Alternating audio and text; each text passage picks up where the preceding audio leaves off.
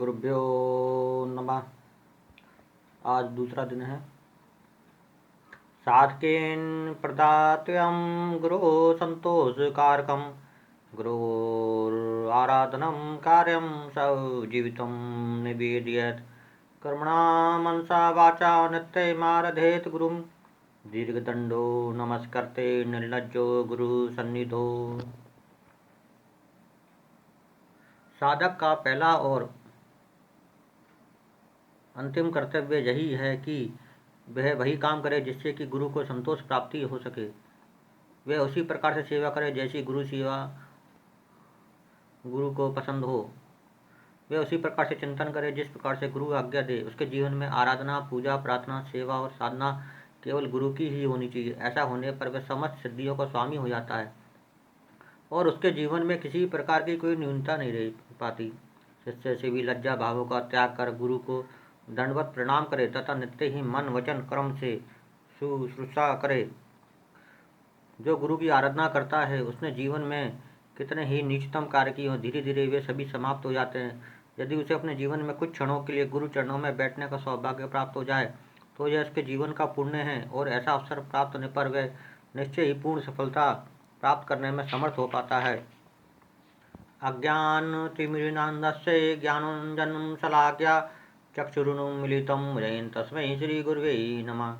त्वं पिता त्वं च मे माता त्वं बन्धुश्च देवता संसारप्रतिबोधार्थं तस्मै श्रीगुरवे नमः।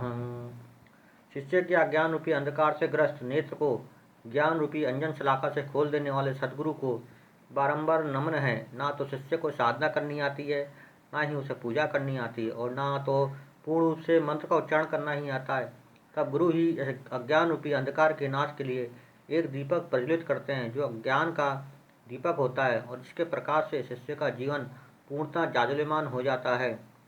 हे गुरुदेव, आप ही सभी के माता पिता बंधु एवं देवता हैं। माता ने तो केवल शरीर को जन्म दिया है, संस्कार नहीं दिए हैं। आप शिष्य को संस्कार देते हैं। अतः आप ही शिष्य तथा साधक के सर्वस्व हैं। इस पूरे संसार और ब्रह्मांड को जानने की प्रतीति और पूरे ब्रह्मांड में विचरण करने का ज्ञान अथवा बोध केवल आप ही शिष्य को प्रदान कर सकते हैं। इसलिए हे गुरुदेव, आपको श्रद्धायुक्त हृदय से प्रणाम है। यत् सत्येन जगत सत्यम यत् प्रकाशेन भावयति यत् यदानन्देन नन्दन्ति तस्मै श्री गुरुवे नमः। चेन चेत्यते इदं चित्तं चेत्यते हि तत् जाग्रत सपन सुसुप्तादि तस्मै श्री गुरुवे नमः। जिनको स्मरण करने मात्र से ही संसार की सतता का भान हो जाता है, जिनके पास बैठने मात्र से ही मन में प्रकाश का उदय होने लगता है, जिनको ध्यान करने मात्र से ही जीवन के पुण्य प्राप्त हो जाते हैं, जिनके स्मरण मात्र से ही असीम आनंद, विचित्र अनुभूतियाँ तथा दिव्यता का भान होता है, जिनके चरणों में निवेदन करने मात्र से जीवन की पूर्णता, सफलता और श्रेष्ठता मिल जाती है, ऐसे ही श्री गुरु को विनम्र प्रणाम है। जिस गुरु के ज्ञान से ये संसार चेतनावान बनता है, जिसकी चेतना से ये चित्त चैतन्य होता है, जागृत स्वपन सुसुप्ति आदि अवस्थाएं व्यक्त होती हैं, ऐसे गुरु को बारंबार नमन है। जो साधकों के हृदय में व्याप्त अज्ञान को दूर करने में समर्थ हैं, जो साधक को मोह निद्रा से जगाकर उसे अज्ञान से ज्ञान की ओर ले आते हैं। शिष्य के बाहरी और अभ्यंतरम परिवर्तन के एकमात्र सूत्रधार श्री गुरु को पूर्ण भावनाओं के साथ प्रणाम है। यस्य ज्ञानादिदं विश्वं नादर्शं भिन्नभेदता सदेक रूप रूपाय तस्मै श्री गुरुवे नमः। यस्य ज्ञातं मतं तस्य मतं यस्य न वेदसा अनन्य भाव भावाय तस्मै श्री गुरुवे नमः।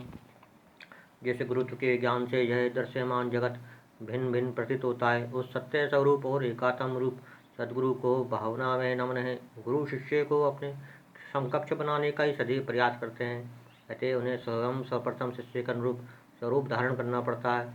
यह शिष्य की अज्ञानता है, उसकी बुद्धि का भ्रम है कि वह गुरु को सामान्य मनुष्य के रूप में देखता है। उसके लिए इससे बड़ा पाप और इससे बड़ा दुर्भाग्य कुछ नहीं हो सकता। जिसे भ्रम का ज्ञान है वही सही ज्ञानी है। जिसे भ्रम ज्ञान का अभिमान है वह मात्र प्रदर्शन करता है, क्योंकि उसे तथ्यपूर्ण ज्ञान नहीं होता। ज्ञान की उच्चतम भावभूमि में स्थित सद्गुरु को मेरा नमन है। पूर्णत्व प्राप्त व्यक्ति कभी भी आडंबर या दिखावे में विश्वास नहीं करता। वे ज्ञान से इतना भरा हुआ होता है कि व्यर्थ चिंतन का अवसर ही नहीं होता।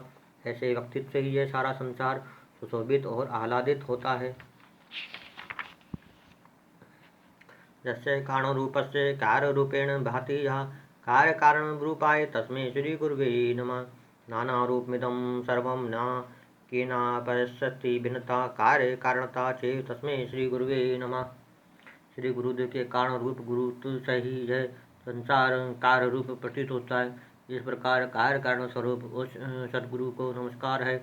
गुरु जो कुछ भी आज्ञा देते हैं उसके पीछे उनका ही रहस्य निहित होता है। अतः शिष्य को बिना किसी संशय के गुरु आज्ञा का पालन तत्क्षण करना चाहिए, क्योंकि शिष्य इस जीवन में क्यों आया है, उसका इस युग में क्यों जन्म हुआ है, वह इस पृथ्वी पर क्या कर सकता है, इसका ज्ञान केवल गुरु को ही है।